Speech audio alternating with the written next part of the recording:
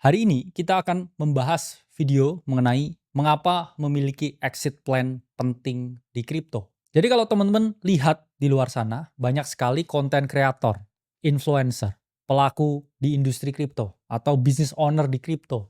Juga para netizen-netizen ini jarang sekali ada yang membahas mengenai exit plan.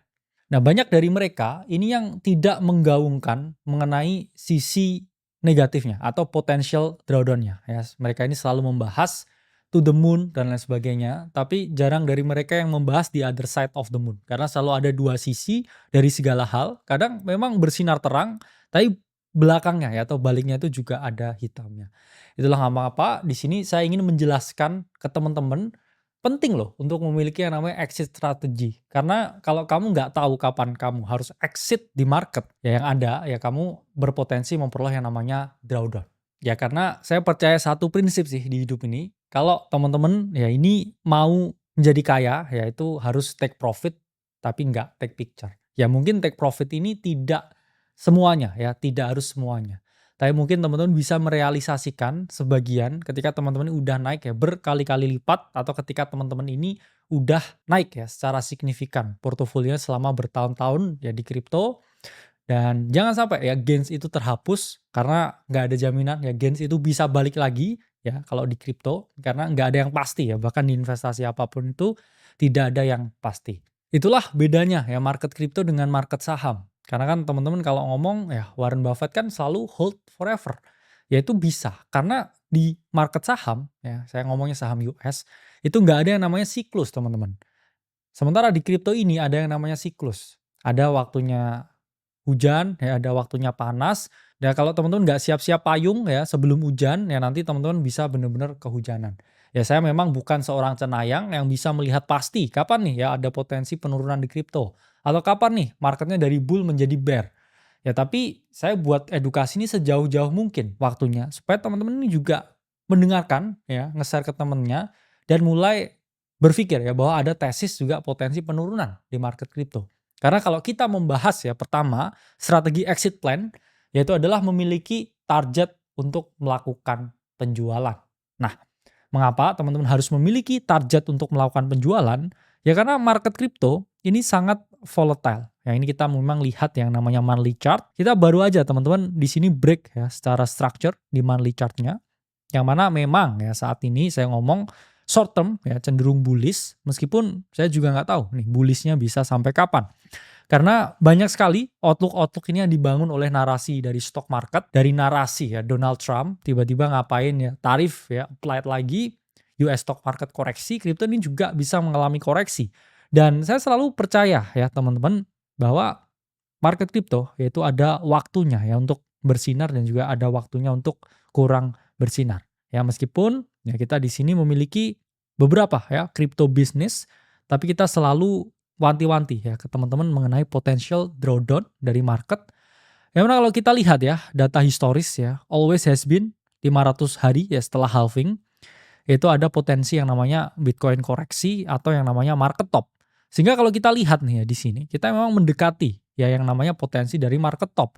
Memang saya nggak punya crystal ball, ya nggak ada jaminan juga ya setelah 500 hari setelah halving, ya ini marketnya top atau enggak.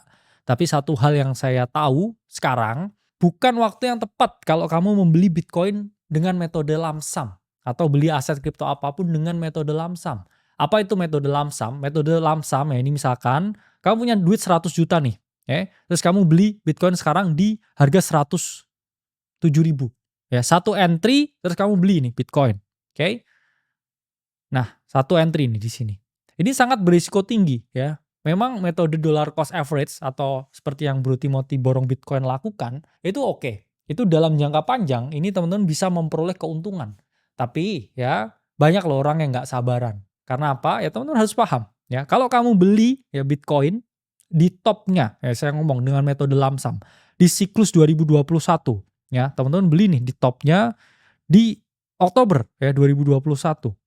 Kamu ini harus menunggu teman-teman selama ini ya. Menunggu sebanyak 940 hari untuk uangmu ini balik modal. Ya, kamu beli Bitcoin di topnya di 2021, it will take you 800 hari ya untuk uangmu kembali. Kamu aja kalau 8 jam uangmu nggak gerak kemana-mana, kamu aja komplain ya, kamu aja komen ya. 8 hari kamu juga mikir nih gimana nih. Ini bayangin 800 hari ya, 8 hari kamu kali 100, kamu menunggu. Ya mungkin sekarang kamu bilang, "Nggak apa-apa, saya kesini buat long term." Nggak begitu. Nanti kalau kamu ya udah beli di pucuk ya, terus habis itu drawdown ya 50% atau lebih ya, kamu akan ke video ini terus marah-marah pasti ya. I will write it here. Ya, itulah mengapa ya sangat penting teman-teman memiliki exit plan. Karena kalau kamu beli di pucuk dengan metode entry sekali, ya atau saya ngomongnya lump sum, ya, it will take you 800 hari untuk duitmu ini bisa kembali. Sehingga saya pribadi pun ya, ke orang yang saya kenal, itu nggak menyarankan membeli kripto sekarang bahkan. Tahun ini membeli kripto, saya nggak nyarankan. Kalau saya ditanya ya ini waktunya memang kurang tepat, kripto ada siklusnya.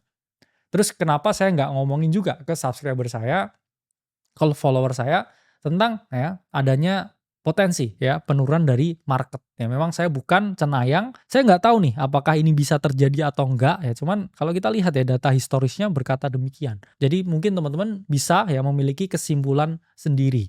Tapi kalau mau ya metode DCA ya untuk long term hold, nggak sekali entry aja ya nggak apa-apa.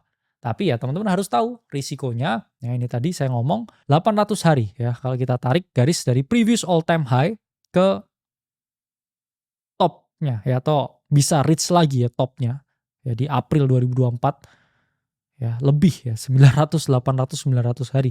Nggak semua orang ya tahan ya, nggak semua orang bisa menunggu this entire time ya, lama ya. 900 hari itu lama ya. 800, 900 hari itu lama. Itulah mengapa teman-teman harus memiliki yang namanya target ya. Target harga untuk mulai merealisasikan profit yang teman-teman miliki. Nah, gimana merealisasikannya? Kalau teman-teman udah mengikuti ya, banyak sekali live show ya, banyak sekali kita punya video di Akademi Kripto, kamu pasti udah mulai membeli Bitcoin ini dari 2023-an ya, 2022 kalau ikut Bro Timothy, 2023 ya di sini kalau ikut ya AC awal ya. Waktu itu Bitcoin memang sangat murah teman-teman, ada di sekitar range 20.000. Kalau sekarang udah di 107.000 ya, naik 5 kali lipat loh ya. 5 kali lipat. Bayangkan teman-teman ada aset yang naik 500%, terus teman-teman nggak mikir ya tentang realisasi keuntungan. Yaitu yang ada ya teman-teman nanti akan melihat ya potensi drawdown. Memang nggak ada yang pasti di market. Saya pun juga nggak tahu ada drawdown atau tidak, tapi ya saya mulai merealisasikan keuntungan yang saya miliki. Dan sebagai seorang analis, sebagai seorang investor, saya pun juga jujur ya dengan keadaan yang ada di market saat ini. Nah, target realisasi keuntungan itu bisa teman-teman apply ya dengan angka psikologis. Ya, misalkan teman-teman mau menjual beberapa ya di harga misalkan 50.000 ya. Ini bisa kita jadikan ya suatu angka ya realisasi. Misalkan lagi ya kita bisa target penjualan di mana di 100.000. Oke. Bisa teman-teman jual ya sebagian, mungkin 30% ya 50%. Sesuai dengan teman-teman ya memiliki tesis seperti apa. Nah, karena kan saya bisa hanya menganalisa ya di sini. Oke. Kemudian misalkan ya di sini 50%. Nah, ini bisa ya teman-teman mulai realisasikan. Atau kalau teman-teman nih beli ya di harga rata-ratanya 30.000 dan udah naiknya multi bagger. Teman-teman juga bisa menerapkan yang namanya strategi moonback. Apa itu moonback strategi? Di mana teman-teman bisa merealisasikan setengah keuntungannya dan sisanya ini dibiarin di hold aja. Misalkan nih ya, teman-teman beli Bitcoin 1 miliar. Ya, 1 miliar rupiah beli Bitcoin. Bitcoinnya naik 100%, teman-teman punya 2 miliar. Ya 1 miliarnya ya ini bisa teman-teman realisasikan ya keuntungannya dan 1 miliarnya di hold ya untuk apa? Untuk jangka panjang. Kalau misalkan harganya turun, kamu udah ngamanin modalmu. Tapi kalau dia masih naik lagi dan 500 harinya ini nggak happen ya atau Bitcoinnya naik terus, karena kan saya ngomong ya, saya nggak punya kristal ya atau bola kristal, saya nggak tahu masa depan seperti apa dan nggak ada yang tahu ya masa depan di market itu seperti apa. Jadi bisa teman-teman gunakan ya moonback strategi. Salah satu ya mentor saya yang saya tahu ya yaitu adalah Ko Andrew Susanto, ya beliau pun kan juga beli Bitcoin di harga bawah banget. Dan beliau juga merealisasikan keuntungannya dengan menerapkan yang namanya moonback strategy dan ya menyisakan ya profit aja yang jalan dengan modal aja yang udah di realisasikan. Kemudian teman-teman harus meminimalkan exposure pada altcoin atau altcoin hanya untuk trading aja. Mengapa ya? Ini kalau kita lihat nih, ini hari ini ya, altcoin ini banyak yang merah ya teman-teman. Saya sangat setuju bahwa altcoin ini tidak untuk di-hold. Dari dulu memang kita selalu membuat tesis ya, altcoin ini adalah alat untuk teman-teman yang memperoleh keuntungan di market, tapi bukan sesuatu yang kamu hold sampai bear market. Mengapa? Ya, altcoin ini bukan alat untuk di-hold. Karena ini, kalau teman-teman lihat ya, historical snapshot dari market crypto di tahun 2013, komposisi top 10 aset ya, atau top 10 altcoins, itu bukan yang teman-teman bisa lihat sekarang. Artinya apa? Ya artinya bahwa banyak sekali altcoin ini yang ada di top 10, tapi sekarang udah tidak di top 10 lagi ya. Kalau teman-teman lihat ya, altcoin yang ada sekarang ya, ini berbeda dengan yang ada di 2013. Itu menunjukkan bahwa setiap kali ada bear market, altcoin-altcoin ini tidak bisa bertahan. Maka dari itu ya tidak disarankan ya teman-teman untuk hold altcoin ya, yang udah untung, udah cuan. Gak apa-apa ya realisasikan. Kalau kamu maunya moonback strategy ya nggak apa-apa, kamu ambil aja modalnya. Jangan sampai ya kamu hold altcoin itu ketika bear market, karena chances ya ketika bear market ini ada perusahaan teknologi baru yang menciptakan altcoin lebih canggih, ada developer-developer ya yang bisa ya membuat jaringan dengan transaction per second yang lebih tinggi dan lain sebagainya. Sehingga teknologi ini menjadi lebih outdated, atau teknologi ini menjadi usang, dan akhirnya muncul ya altcoin baru yang ada ya di siklus selanjutnya yang mana bisa lebih oke ya daripada altcoin sekarang. Ini kalau kita lihat pun ya Cardano ya, ini waktu kita lihat ya max memang 2021 ini mengalami kenaikan yang sangat tinggi ya. Harga Cardano ini sempat sampai $3 ya teman-teman, hampir $3 di tahun 2021. Tapi di siklus kali ini Cardano atau ADA ini bahkan tidak melihat all time high-nya yang dulu lagi. Ini menunjukkan ya bahwa kalau di sini it really hard ya untuk aset-aset ini kembali ke all time high-nya. Memang ini dulu ya 2021 anomali, siklus yang berbeda dengan sekarang karena waktu itu ada Covid dan juga ya kita tahu ya likuiditas sangat tinggi di market, sehingga ya teman-teman memang ya harus memahami ya kalau beberapa aset ya ini bahkan tidak reach all time high-nya lagi setelah ya kita ngomong 900 hari ini ada di bear market. Selanjutnya, langkah ketiga, teman-teman bisa mempelajari outlook atau untuk melakukan yang namanya trading dua arah. Jadi di Indonesia ini memang sudah bisa atau sudah dilegalkan ketika teman-teman ini mau ambil posisi short sell di kripto. Jadi ketika market ini turun, teman-teman ini masih bisa trading di futures market. Teman-teman masih bisa hedging portofolionya yang ada di spot market yang berpotensi turun ya, dengan teman-teman melakukan ya yang namanya short the market. Karena ketika ya Bitcoin turun ya di 2021 sampai 2022 dengan turun 70% lebih ya.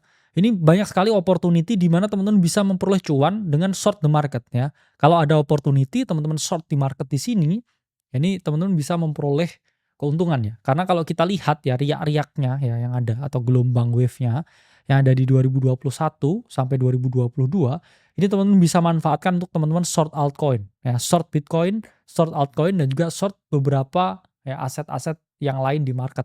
Terakhir, ngomongin exit plan, gak enak kalau kita nggak ngomongin yang namanya tax planning. Jadi teman-teman pun juga harus memiliki tax planning. Kalau udah cuan di kripto sekarang, gimana merealisasikannya ke pajak pribadi teman-teman. Jadi jangan sampai keuntungan ini bisa direalisasikan, tapi hanya sifatnya paper gains, dan tidak bisa ya teman-teman nikmati karena teman-teman terkendala yang namanya pajak. Jadi teman-teman harus belajar ya mengenai tax planning yang baik dan benar, karena banyak sekali nih ya yang belum membahas ya atau belum memiliki tax planning yang baik dan juga oke. Hingga akhirnya mereka terjebak ke dalam unrealized gains yang nggak bisa teman-teman realisasikan. Jadi di sini saya bahas mengenai exit, bukan berarti saya arts ya teman-teman untuk ayo keluar kripto sekarang, ayo jual semua asetnya sekarang. Tapi di sini saya ingin memberikan edukasi bahwa market kripto itu nggak hanya naik aja, tapi juga bisa turun. Dan mengapa saya sampaikan early, saya pun juga nggak punya bola kristal. Ya, saya nggak tahu ntar bakal naik atau ntar bakal turun. Tapi teman-teman harus paham ya bahwa teman-teman ini harus tahu resiko atau the other side of the moon, yang market ini bisa naik, bisa turun juga. Sehingga teman-teman harus memiliki exit plan yang baik dan juga benar supaya ya teman-teman bisa merealisasikan keuntungan yang teman-teman dapatkan. Saya Kalimasada, sampai berjumpa di video-video selanjutnya.